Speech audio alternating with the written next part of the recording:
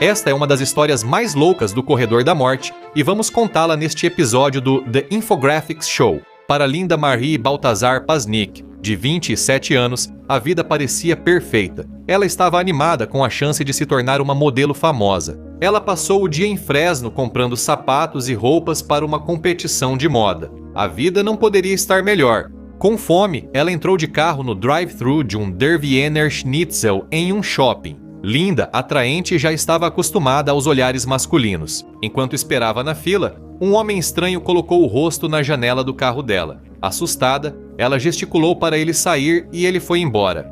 O gerente assistente perguntou a Linda se conhecia o homem. Ela disse que não e contou que ele pediu dinheiro. Sua bolsa estava no banco do passageiro e tinha $4 na mão. Detalhes que logo seriam importantes. O gerente assistente registrou a conta e Linda comentou: agora ele incomoda aquela senhora. O homem agora incomodava uma mulher fora da loja 7-Eleven ao lado. O gerente assistente gritou pela janela, ameaçando chamar a polícia se ele não saísse. Ronnie McPeters não gostava de ser ameaçado ou gritado. Ele podia pedir dinheiro, mas tinha um carro. Naquele dia, o gerente assistente o viu abrir a porta e pegar algo do banco do passageiro. Ele saiu, ficou parado por um segundo e olhou para o Der Wiener Schnitzel, e então caminhou lentamente em direção ao local onde Linda tinha acabado de pegar o pedido dela. Linda ia sair quando Ronnie apareceu na janela, puxou uma arma e atirou 3 vezes. Ela caiu de lado, sangrando muito. De alguma forma, ela ainda conseguiu sair para a rua, mas foi contra o tráfego que vinha em sentido contrário, batendo na traseira de uma van estacionada. Enquanto ela estava caída, um homem correu para ajudá-la, e ela gemeu. Ele correu ao telefone para chamar a polícia, mas Ronnie ainda não tinha terminado, e foi até a janela dela, enquanto carros e transeuntes passavam chocados. Testemunhas a viram caída no volante, balançando a cabeça em negação. Ronnie atirou, recuou e atirou de novo. Foi uma execução. Ele entrou no carro e foi embora. Ronnie seguiu para a casa do primo, onde estava hospedado. Sabrina perguntou onde estava Arlena, que saíra com Ronnie para comprar donuts. Ele disse que ela ainda estava na Winchell's Donuts. Pegando a arma da cintura, ele a entregou para ela e ela a escondeu debaixo de um travesseiro. Sabrina disse para Ronnie entrar no carro.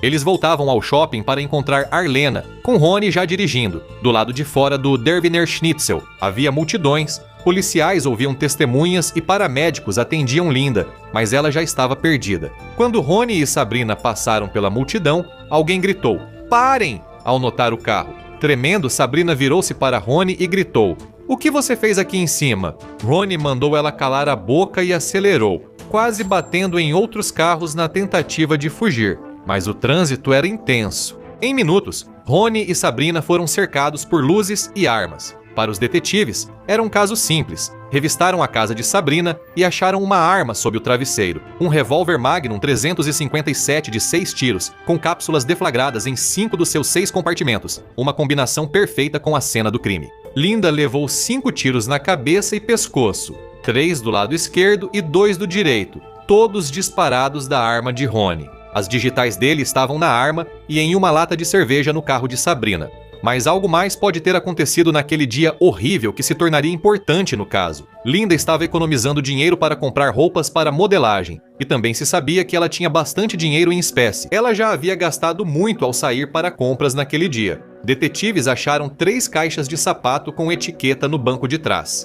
Eles não acharam o resto do dinheiro dela. Ronnie, preso, tinha $208 em um envelope no bolso, cerca de $650 hoje. Linda guardava dinheiro em envelopes. Ronnie nunca tinha dinheiro, e no tribunal disse economizar cheques de desemprego. Ele não só negou ter roubado Linda, como também afirmou que não esteve perto do Der Wiener Schnitzel naquela tarde. As testemunhas discordaram. Quanto às suas impressões digitais na arma do crime, ele afirmou que a polícia de alguma forma as transferiu da lata de cerveja para incriminá-lo. Resumindo, o caso de Ronnie era extremamente fraco, mas havia mais. Ele tinha um longo histórico de violência. Recentemente, ele atirou em um homem que não devolveu cabos de chupeta emprestados. Em outra situação, após perder uma briga, buscou sua arma. Ele perseguiu o homem, atirou e o matou, mas Ronnie foi condenado só por homicídio culposo e não foi preso. Depois, se envolveu em um acidente com um casal. O marido gritou, Ronnie o socou e ameaçou a esposa. No tribunal, Os advogados de Rony disseram que o marido usou um insulto racial. A família de Rony relatou que ele era uma boa pessoa, mas teve dificuldades de aprendizagem e sofreu bullying por calvície precoce na infância. Uma coisa era certa: Rony era uma bomba relógio, mas um psiquiatra de defesa o diagnosticou como esquizofrênico. Ao analisar o histórico de Rony na adolescência, ele afirmou haver indícios de fase prodrômica precoce, sintomas claros de início de esquizofrenia. Ele piorou após fumar maconha, com evidências que confirmam isso. Outro psiquiatra discordou e disse que Rony era psicótico, não esquizofrênico. Ele disse que Rony usava drogas e devia estar em psicose induzida por elas ao matar Linda. Se fosse verdade, isso mudaria muito, pois teria sido causado por ele mesmo. Ainda assim, a polícia nunca encontrou nenhuma evidência de uso de drogas e o sangue de Rony estava limpo. Mas o mais importante, o júri acreditou nisso. Ao afirmar que o comportamento de Rony no tiroteio era metódico e com objetivo, o perito indicou que suas ações eram de alguém no controle da mente. Há um fator mais importante. Um carcereiro de Rony disse que ele ameaçou agir como louco na audiência preliminar. Se ele não recebesse o almoço, mesmo já tendo comido, Rony estava louco ou apenas fingindo. O júri o condenou por homicídio em primeiro grau poucos dias após o assassinato. O caso estava só começando. Vitor, marido de Linda, e seus 3 filhos ficaram no cemitério de Clovis, em Fresno, e viram o sepultamento de Linda arrasados. Eles buscavam justiça. No funeral, Rony estava preso em Fresno, em uma sala de borracha, celas sem superfícies duras para quem pode ser risco para si mesmo. Nas primeiras semanas preso, ele pegou fósforos e incendiou a cela, sendo repreendido pelos guardas. Ele os atacou com socos e falas estranhas. Após falar com Rony, o psiquiatra disse à polícia que ele achava que tudo era parte da gravação de um comercial e realmente acreditava nisso. Mas o júri não achou que ele fosse louco, ou pelo menos achou que ele era são o suficiente para ser julgado. Então, Rony foi para San Quentin, onde sua nova casa seria o Corredor da Morte. Isso significava 23 horas de confinamento, um verdadeiro inferno. Ele logo entrou em depressão. Se não fosse insano, seria um ótimo ator, disposto a sofrer por sua arte. Ele comia, defecava no chão e se cobria com as próprias fezes. Ele costumava pintar as paredes da cela de marrom, às vezes guardando fezes escondidas por algum motivo desconhecido. Ele também encharcava suas roupas de prisão com a própria urina e ficava lá fedendo. Relatórios psiquiátricos diziam que ele tinha longas conversas com sua esposa e filhos, mas ele nunca tinha se casado ou tido filhos. Eles eram fruto da imaginação dele, assim como os parentes de Linda, que ele parecia achar que apareciam em sua cela para atormentá-lo. A família de Linda não gostou da possível comutação de Rony. Eles o odiavam e desconfiavam de que ele não estivesse fingindo ou manipulando a situação. Na Califórnia, outros advogados também alegavam que seus clientes condenados não estavam aptos à execução. Se fossem insanos, seria ético executá-los? Os detentos deveriam saber o que está acontecendo com eles quando estão prestes a ser executados. Ao longo dos anos, Rony foi diagnosticado com esquizofrenia. As autoridades da prisão tiveram que forçá-lo a tomar os remédios. Ele foi hospitalizado, ficou 5 dias amarrado a uma maca e o médico disse que ele estava fingindo. Recebeu prescrição de vitamina B12. Em 2007, um juiz considerou Rony incapaz de contestar a condenação, por estar muito desorientado e quase sem comunicação. Como ele poderia sequer falar com seus advogados? Todos os prisioneiros no Corredor da Morte nos Estados Unidos da América podem recorrer. Mas e se eles vivem em um mundo de sonhos? A família de Linda ficou furiosa com a possibilidade da sentença de Rony ser comutada. Grande parte do público concordava com eles. Não era como se Rony tivesse disparado apenas um tiro. Ele voltou ao carro para matá-la e talvez tenha roubado seu dinheiro. Promotores de Fresno alertaram: se Rony obtiver comutação, outros presos no Corredor da Morte dos Estados Unidos da América podem passar a se cobrir de fezes.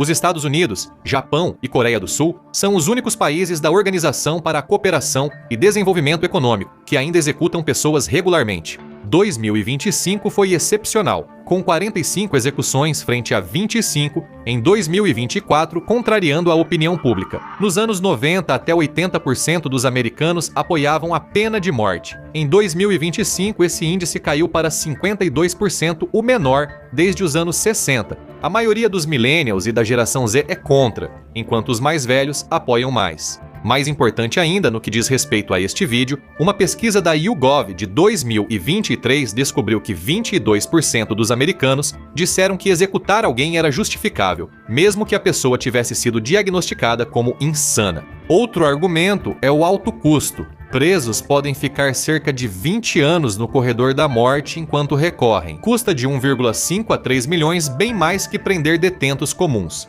Estima-se que 41% dos presos no corredor da morte podem ser inocentes. O Estado raramente tem pressa. Desde 1973, mais de 200 pessoas foram exoneradas do corredor da morte, uma para cada 8 execuções. Em 2023, após 48 anos no corredor da morte, Glenn Simmons foi exonerado em 1975. Durante o julgamento dele, o Estado ocultou provas que poderiam inocentá-lo. Em 2025, Jimmy Duncan foi libertado após 27 anos no corredor da morte, quando provas de marcas de mordida foram invalidadas. Alguns condenados à morte são inocentes, mas Ronnie Peters não é um desses casos. Não há dúvida de que ele tirou a vida de uma mulher inocente em um ato de extrema brutalidade, mas a questão é, ele deveria ser torturado se ele tem problemas mentais? A proporção de homens que rejeitam viver na prisão é muito maior que entre pessoas em liberdade. A taxa de homens que tomam essa decisão no corredor da morte é 5 a 6 vezes maior que na prisão em geral. Confinamento de 23 horas é difícil. Quando Ronnie foi preso, os presos do corredor da morte da Califórnia enlouqueciam. Havia constantes batalhas legais, presos sem exercícios, sem sabão e com marcas de mordidas pelo corpo devido à infestação de roedores. Um psiquiatra do estado descreve o corredor da morte como um lugar escuro e sujo, onde o único barulho o dia todo era de pacientes psicóticos gritando, berrando e esperneando. A síndrome do corredor da morte existe. Homens isolados deliram e muitos têm psicose. Durante o encarceramento de Ronnie, o Estado investigou as condições, e o psiquiatra forense nomeado pelo Estado chamou o corredor da morte de um lugar de fracassos terríveis. Homens recebiam pouco ou nenhum tratamento psiquiátrico devido à alta tolerância para disfunções. No fim de 2014, isso mudou. A Califórnia abriu a primeira ala psiquiátrica do corredor da morte dos Estados Unidos da América. Homens que estavam delirantes e psicóticos há décadas finalmente receberam tratamento. As taxas de suicídio despencaram. Ronnie foi um dos homens tratados. A questão era, se não matá-lo, o que fazer com alguém claramente insano que cometeu um crime hediondo? Em 2016, Kamala Harris solicitou à Suprema Corte que Ronnie saísse do corredor da morte e recebesse prisão perpétua sem liberdade condicional, o que gerou controvérsia. Ronnie era um dos cerca de 20 prisioneiros no corredor da morte do estado que eram claramente insanos. Todos eles deveriam ter suas penas comutadas? A maioria do público e os parentes das vítimas não querem sentenças mais leves para quem destruiu suas vidas. Desde 2006 não houve execuções no estado, e muitos acham que o sistema de justiça está parando. Reduzir essas sentenças aumenta a impressão de que a punição está ainda mais distante. Em vez disso, foi substituído por um processo que parecia priorizar a reabilitação em vez da retribuição. Agora vá conferir Inocente no Corredor da Morte. Veja o que recebe ao ser libertado ou clique neste vídeo.